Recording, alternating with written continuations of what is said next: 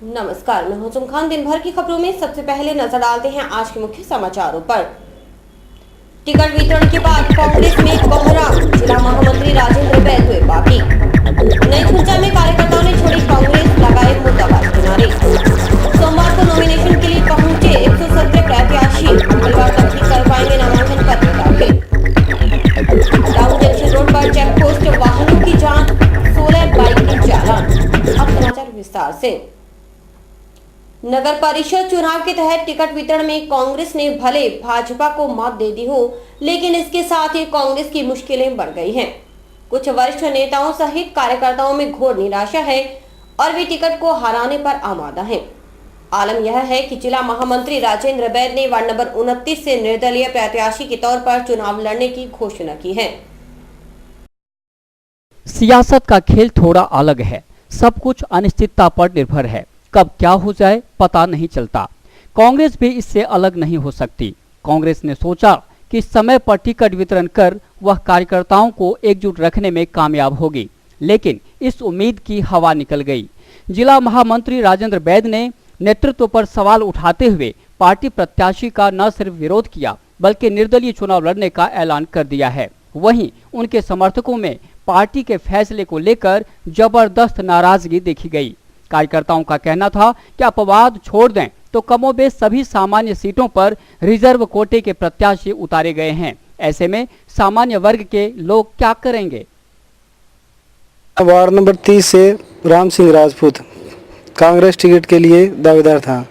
इस बार टिकट के बारे में सही वितरण नहीं हुआ है। सामान्य की सीट होके मुझे सामान्य के लिए मौका नहीं मिला। सामान्य का वार्ड होके पार्टी ने सामान्य को टिकट नहीं दी, ये हमारे साथ धोखा हो गया। मैं चाहता हूँ कि सामान्य की टिकट सामान्य को मिलनी चाहिए। ना तो सामान्य का बंदा ओबीसी में जा सकता है, ना एसी में जा सकता है। एक ही टिकट आती है सामान्य की, उसके अंदर सारे आ जाते हैं, तो फिर सामान्य का फायदा ही क्या है? सामान्य की टिकट होनी नहीं चाहिए फिर तो। कांग्रेस पार्टी में कल जो टिकटों का वितरण हुआ है वो बहुत ज़्यादा गलत हुआ है। सभी जो सामान्य वार्ड थे वहाँ पर ओबीसी के कैंडिडेटों को टिकट दिया गया। इससे सभी कांग्रेस कार्यकर्ताओं में बहुत ज़्यादा रोष है। आज कार्यकर्ताओं की नहीं पूछ होगी तो पार्टी कैसे चलेगी? अगर यही चलता रहा तो यहाँ से कांग्रेस पार्टी एक दिन ख़त्म हो जाएगी। मेरी पार्टी के पदाधिकारियों से यही विनती है कि जहाँ वार्ड सामान्य है वहाँ से किसी सामान्य को टिकट दिया जाए, ना कि ओबीसी को। अगर उनका आज भी अगर मौका नहीं मिलेगा तो उन्हें कब मौका मिलेगा? मैं उज्जवल शर्मा हनुमानगढ़ नगर परिषद के वार्ड नंबर 25 से कांग्रेस टिकट के लिए दावेदार था।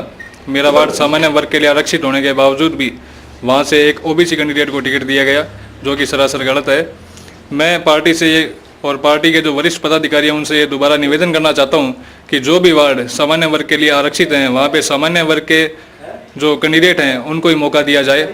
आप ये देखेंगे कि सामान्य वर्ग के लिए 26 वार्ड जो आरक्षित थे उनमें से 23 वार्डों के अंदर ओबीसी और कुछ में एससी कैंडिडेट को मौका दिया गया है। यदि ऐसा ही होता रहा तो सामान्य वर्ग के जो कैंडिडेट हैं वो चुनाव कब लड़ेंगे? उनका मौका कब आएगा? क्या ब्राह्मण बनिए, राजपूत, अरोड़ा, इन बिरादरियों से होना हमारा गुनाह है?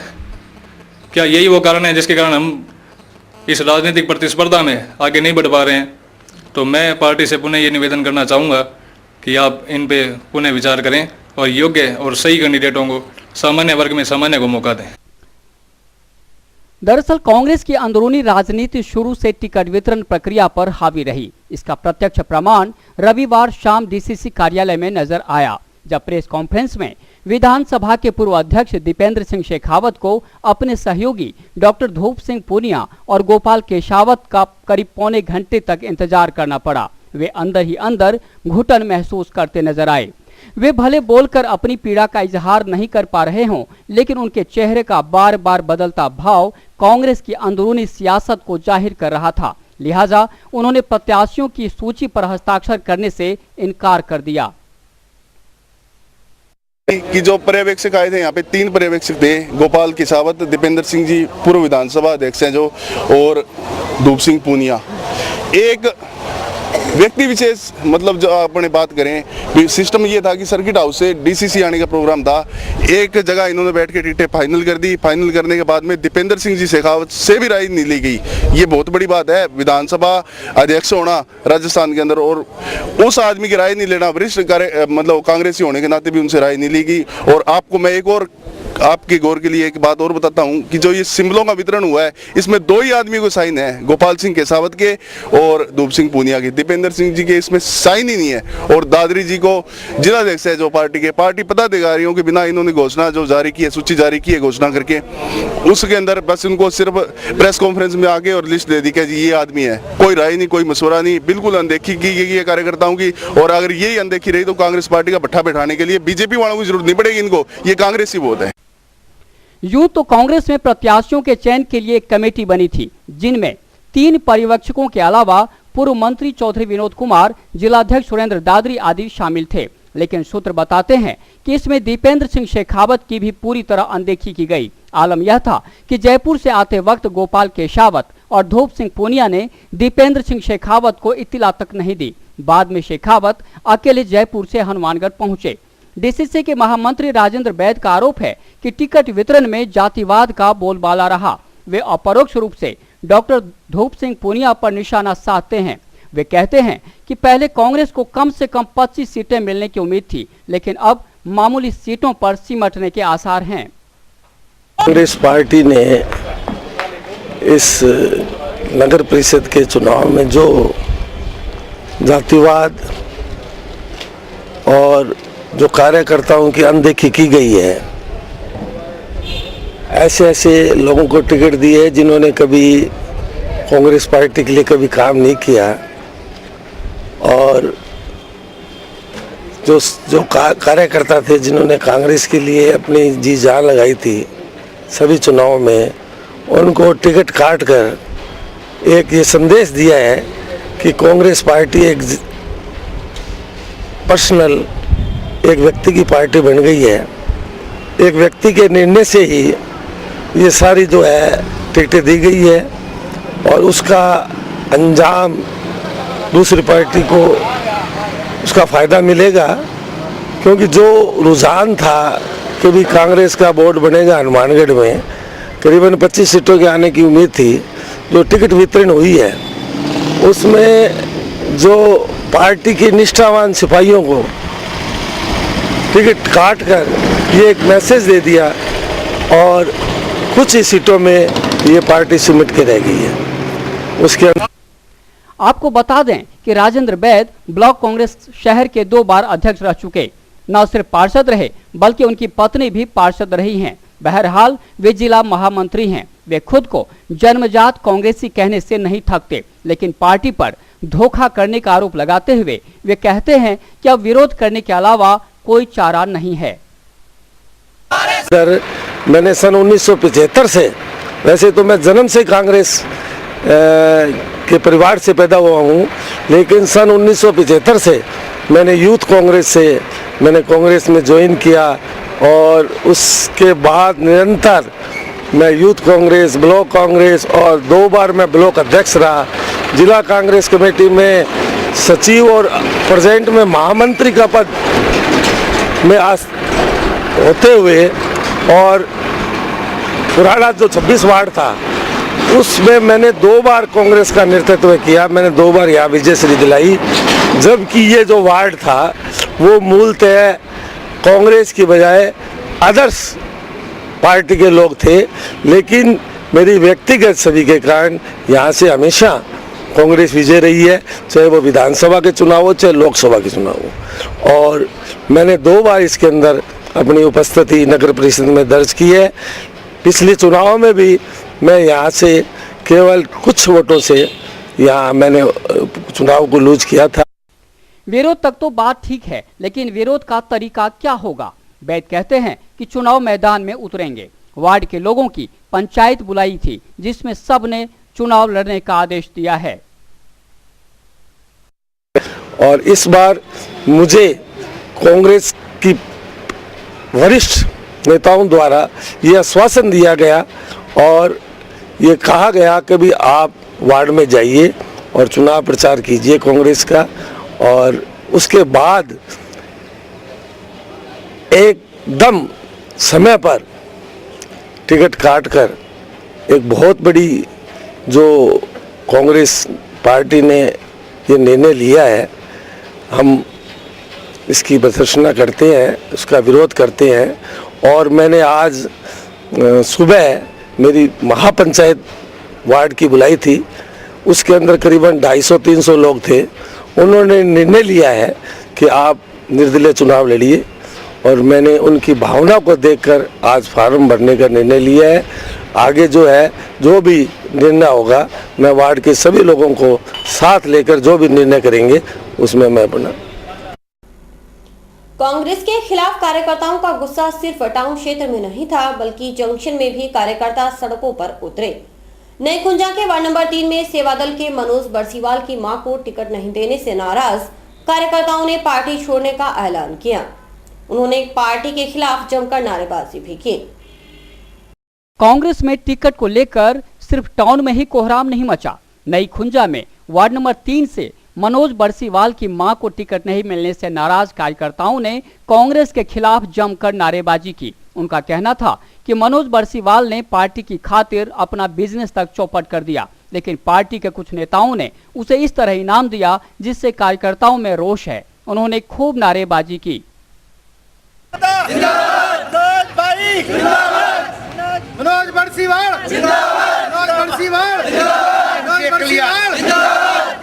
मनोज भाई, आप संघर्ष करो, हमारे साथ है। आप संघर्ष करो, हमारे साथ है। आप संघर्ष करो, हमारे साथ है। आप संघर्ष करो, हमारे साथ है। आप संघर्ष करो, हमारे साथ है। वार्ड एकता जिंदाबाद, वार्ड एकता जिंदाबाद, वार्ड एकता जिंदाबाद, वार्ड एकता जिंदाबाद, वार्ड एकता जिंदाबाद। मनोज भाई, आप संघर्ष करो, हमारे साथ है। मनोज भाई, आप संघर्ष करो, हम तुम्हारे साथ हैं। पार्टी मुर्दाबाद, कांग्रेस पार्टी मुर्दाबाद। मनोज, तुम संघर्ष करो, हम तुम्हारे साथ हैं। वार्ड नंबर 3 से कांग्रेस कार्यकर्ता मनोज बरसीवाल की मम्मी सुल्तान देवी के लिए टिकट मांग रहे थे, और 3 महीने से पूरा वार्ड और ये 5 साल 10 साल से कांग्रेस का कर्मठ कार्यकर्ता, जिसने अपनी रोजी रोटी और सारा बिजनेस ठप करके पार्टी के लिए काम किया।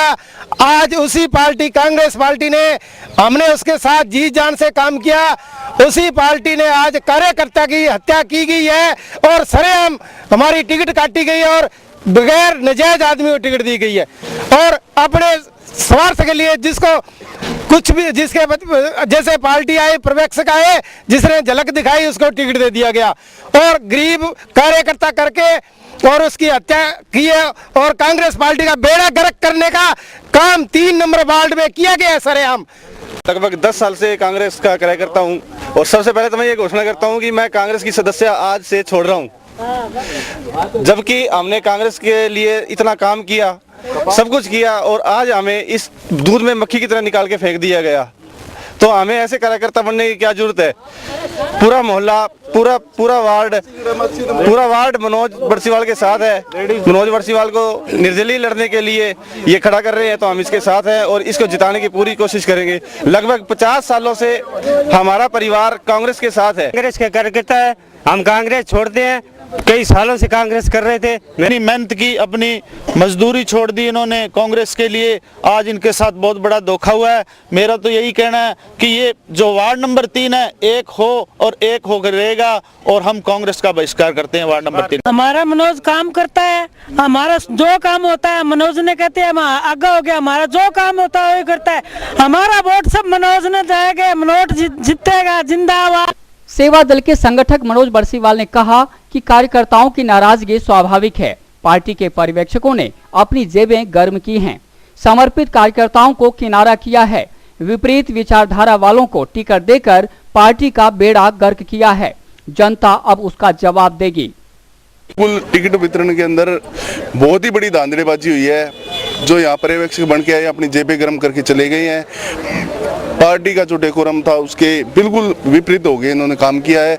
और मैं ये जनता की जनार्दन के बीच आया हूँ ये बात लेके कि मैंने समर्पण भावना से कांग्रेस के लिए काम किया। 8-10 साल से मैं कांग्रेस के लिए मतलब एक दृढ़ता से अपना काम धंधा और छोड़ के सब कांग्रेस पार्टी के लिए लगा हुआ हूँ। और मैंने टिकट मांगी थी, टिकट मेरे को नहीं देके टिकट काट दी। कार्यकर्ता को टिकट मिले मुझे कहीं दुख नहीं है। जो आदमी पिछले चुनाव में हमारे खिलाफ था, कांग्रेस के खिलाफ था, उस आदमी को टिकट दे दी गई। इसकी मैं घोर निंदा करता हूँ इस बात की। और चौधरी साहब से भी हमने ये बात करी, गोलमाल करके उन्होंने जवाब दिया इस बात का। और ये मेरे साथ तो देखो वार्ड की जनता है, जनता अगर कहेगी तो मैं चुनाव लड़ूंगा और जनता का सहयोग मेरे को मिल रहा है, पूरा समर्थन है। कुल मिलाकर कांग्रेस ने भाजपा से पहले सूची जारी कर जहां कार्यकर्ताओं को एकजुट रखने का तरीका निकाला था वह बेहद कमजोर साबित हुआ। खासकर सामान्य वर्ग की अनदेखी का खामियाजा पार्टी को भुगतना पड़ सकता है। Bureau report, Sky channel, Hanumangarh. Hanumangarh नगर परिषद चुनावों के तहत नामांकन पत्र दाखिल करने वालों की खूब भीड़ रही। आज 117 उम्मीदवारों ने नामांकन पत्र दाखिल किए। आपको बता दें कि मंगलवार तक ही नामांकन पत्र दाखिल किए जा सकेंगे।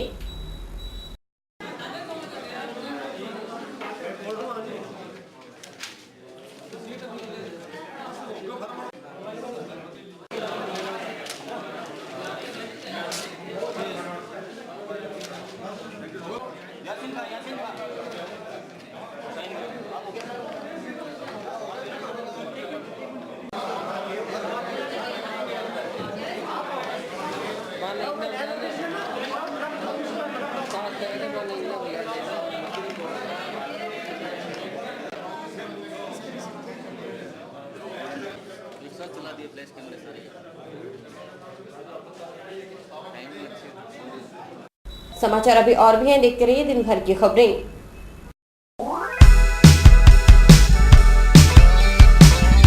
मीत कलेक्शन, एक complete gents wear showroom.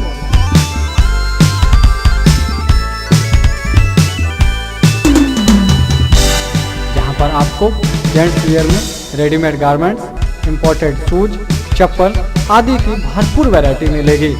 Variety ऐसी जो आपको देखते ही मन भा जाए, रेट ऐसे जो आपको पसंद आ जाए। यदि आप कम कीमत में अच्छी वैरायटी खरीदना चाहते हैं तो तुरंत संपर्क करें। हमारा पता है मीत कलेक्शन, खोसा कॉम्प्लेक्स, नज़दीक Shri Ram market, Hanumangarh junction.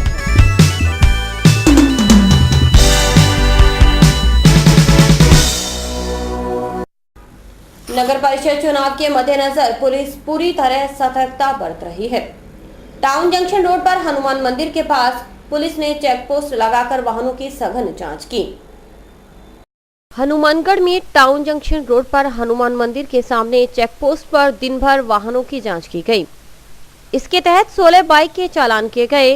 Police के मुताबिक चुनाव को देखते हुए धन, शराब और पैसे का लेन देन न हो, इसके लिए विशेष सावधानी बरती जा रही है। चुनाव के मद्देनजर रखते हुए अवैध गाड़ियों को चेक कर रहे हैं, जिनमें कोई शराब वगैरह, जहाँ रुपए वगैरह बांटने वाली को चेक कर रहे हैं और बगैर कागजात और बगैर हेलमेट जो व्हीकल चल रहे हैं उनके चालान कर रहे हैं। आज दिन में अब तक 16 मोटरसाइकिलों में चालान किए जा चुके हैं। श्रीगंगानगर जिले के एनआरएचएम कार्मिकों की हड़ताल के समर्थन में अब राजस्थान एनआरएचएम प्रबंधकीय कर्मचारी महासंघ के क्रमिक 2 दिवसीय सामूहिक अवकाश पर रहेंगे। एनआरएचएम कर्मियों ने कलेक्टर को ज्ञापन सौंपा और सामूहिक अवकाश पर जाने की बात कही। श्रीगंगानगर जिले के एनआरएचएम क्रमिक वेतन वृद्धि की मांग को लेकर हड़ताल पर हैं। प्रदेश स्तर पर हुई वार्ता के आधार पर हनुमानगढ़ के एनआरएचएम कर्मियों ने हड़ताल का समर्थन करने का फैसला किया है। एनआरएचएम क्रमिक 10-11 नवंबर को सामूहिक अवकाश पर रहेंगे। इस संबंध में क्रमिक जिला कलेक्टर से मिले और ज्ञापन सौंपा। क्रमिकों का कहना था कि राज्य सरकार को वेतन विसंगतियों को दूर कर क्रमिकों को राहत पहुंचानी चाहिए।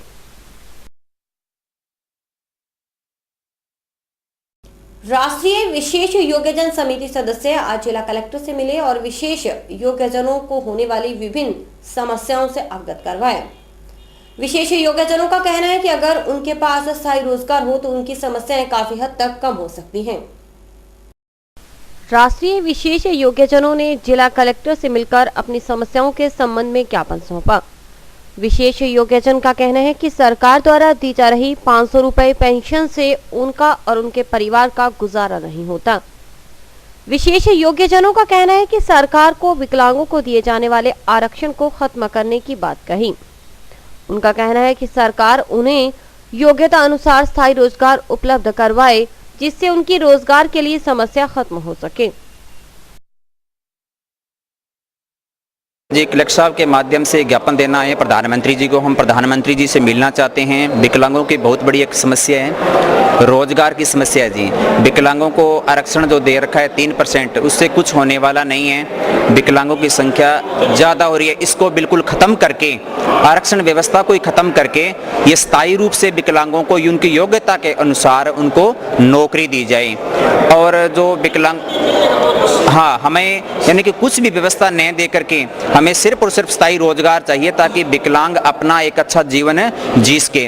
आज जो विकलांगों को 500 रुपये मात्र पेंशन दे रहे हैं, उस पेंशन से कुछ नहीं होता। उनके जो परिवार है उनका कोई गुजारा नहीं हो पा रहा है। उनके सामने एक बहुत बड़ी समस्या है जी।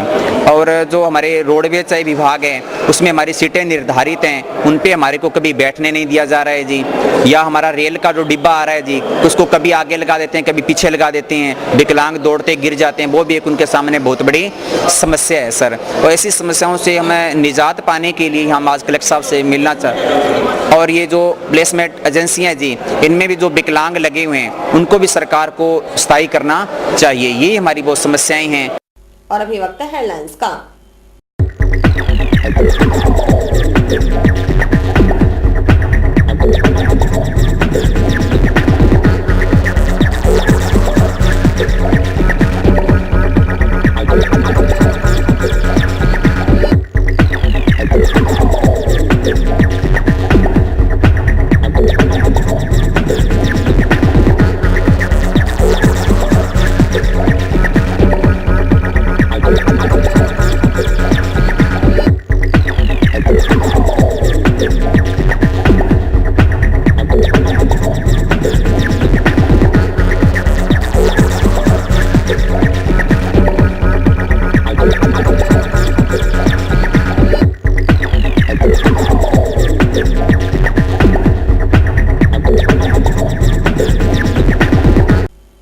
अस्थायी वन श्रमिकों ने अनिश्चित काल के लिए उपवन संरक्षक कार्यालय के समक्ष धरना शुरू कर दिया। अस्थायी श्रमिकों का कहना था कि विभाग द्वारा श्रमिकों के खिलाफ नाइंसाफी की जा रही है। श्रमिकों को पिछले 1.5 महीने से हटा दिया गया है।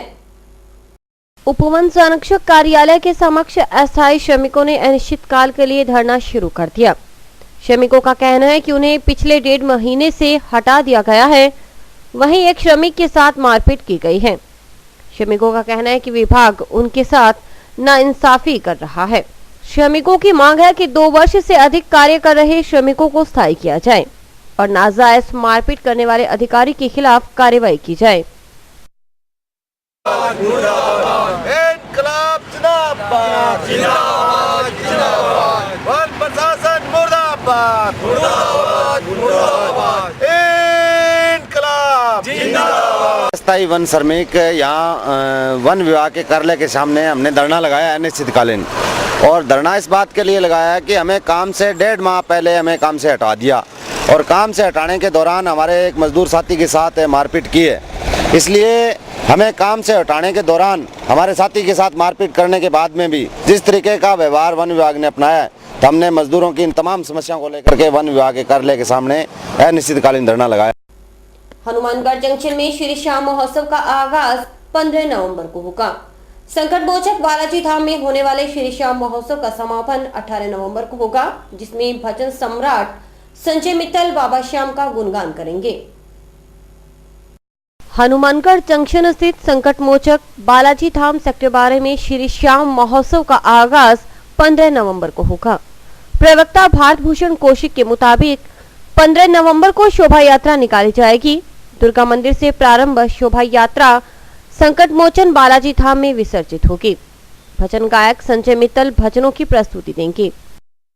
प्यारे की जय हो, जिसके दानी की जय हो, लखदातार की जय हो, खाटू नरेश की जय हो। श्री श्याम प्रचार रथ चतुर्थ श्री श्याम महोत्सव रवाना किया जा रहा है।